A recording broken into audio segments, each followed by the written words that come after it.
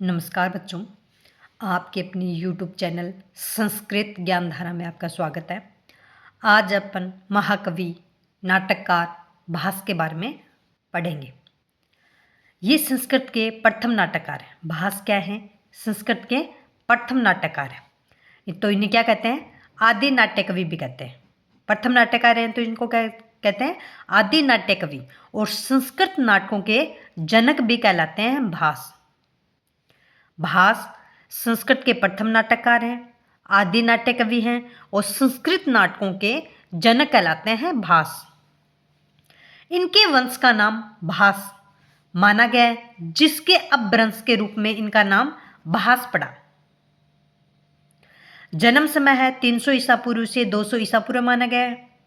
निवासी उत्तर भारतीय माने जाते हैं, उत्तर भारत के निवासी हैं। अनुयायी वैष्णव धर्म के हैं। धर्म में अटल विश्वास, धर्म में क्या है? इनमें अटल विश्वास। तो धर्मो रक्षति रक्षित है। आश्रयदाता उज्जैन, और उज्जैन का राज्य वत्स और राजधानी कौसंबी थी। और इनके आश्रयदाता थे, इनके राजकवि या उपाधि थी धावक। कालिदास ने मालविका अग्निमित्र की प्रस्तावना में भास सौमिल कवियों को याद किया है। भास और सौमिल दोनों को याद किया है। प्रथित यस्ताम भास सो कवि पुत्र दे नाम। प्रबंधान अतिक्रम्यम कथम वर्तमानस्य कवे कालिदासस्य कतो बहुमान।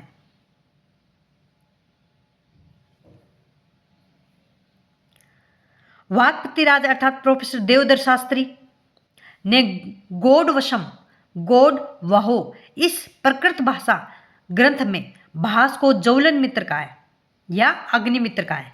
वाक्पतिराज और देवदर शास्त्री गौड़वस्तम या गौड़ वहो प्रकृत भाषा के, जो प्राकृत भाषा का ग्रंथ है उसमें भास को, प्राकृत भाषा का ग्रंथ है उसमें भास को ज्वलन मित्र या अग्निमित्र कहा है।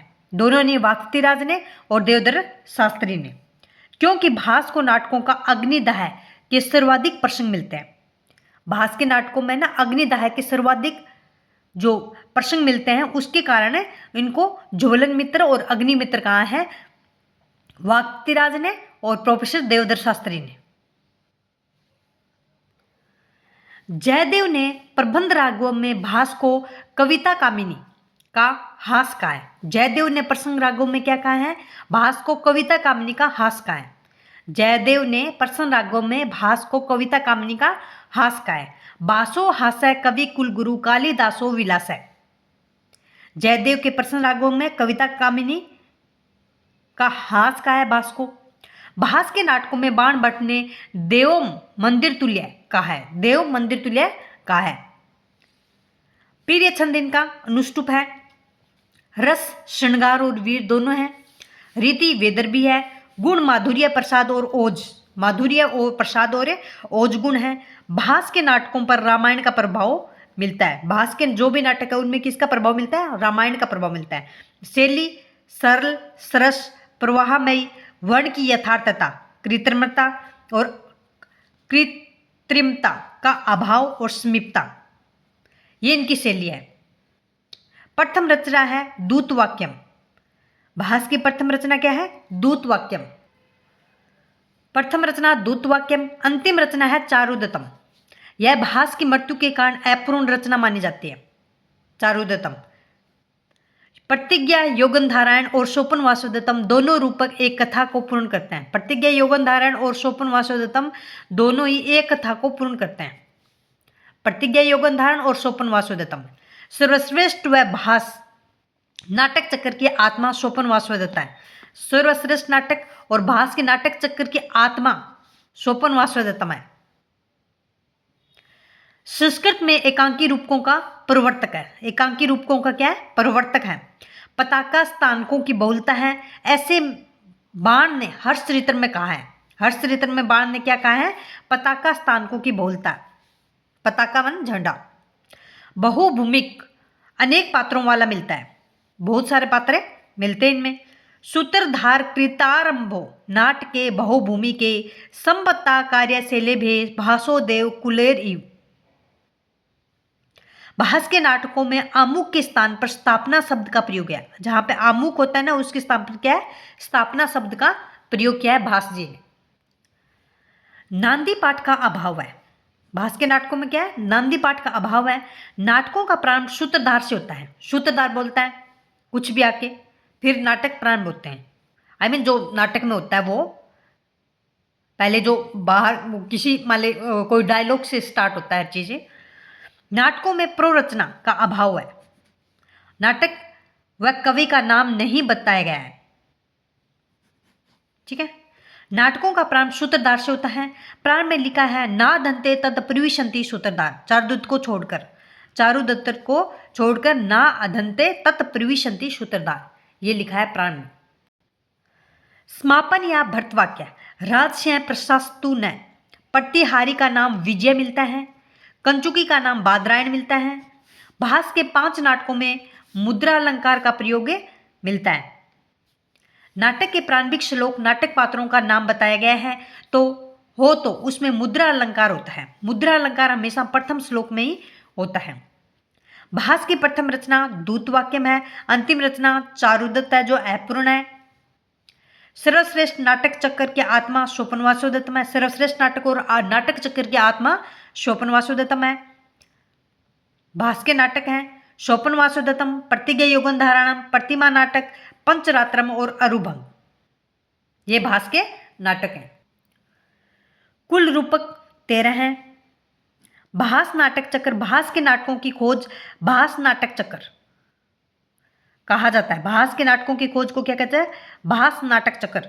इनकी खोज केरल के तिरुवांकुर निवासी, केरल का है, तिरुवांकुर का निवासी है, टी गणपति शास्त्री ने 1909 ईस्वी में की थी।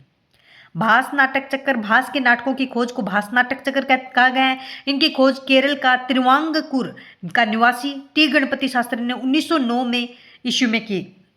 इन्हें केरल के पद्मनाभपुर के समीप मणल्लीकुरम मठ स्थान पर, केरल के पद्मनाभपुर के समीप मणल्लीकुरमठ स्थान पर भोजपत्रों पर मलयालम लिपि में 105 पुस्तकों की गठरी प्राप्त हुई। कितनी पुस्तकों की, 105 पुस्तकों की, जिनका प्रकाशन त्रिवेंद्र की अनंत शयन ग्रंथमाला से प्रकाशन है। 1910 से 1912 के मध्य डॉक्टर विशेन सिमथ ने करवाया। भास के नाटकों की प्रामाणिकता को लेकर होने वाली चर्चा को भास समस्या कहते हैं।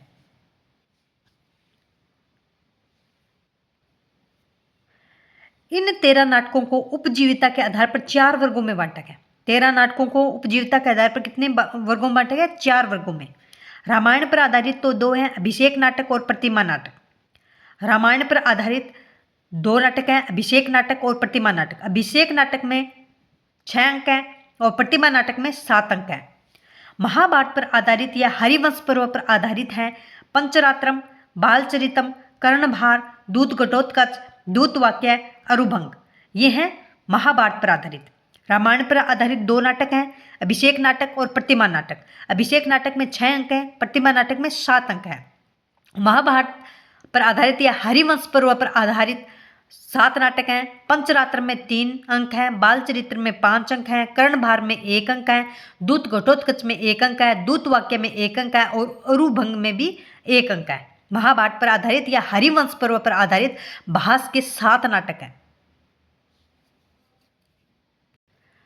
लोक कथामूलक 2 नाटक हैं, चारुदत्त और अविमारक।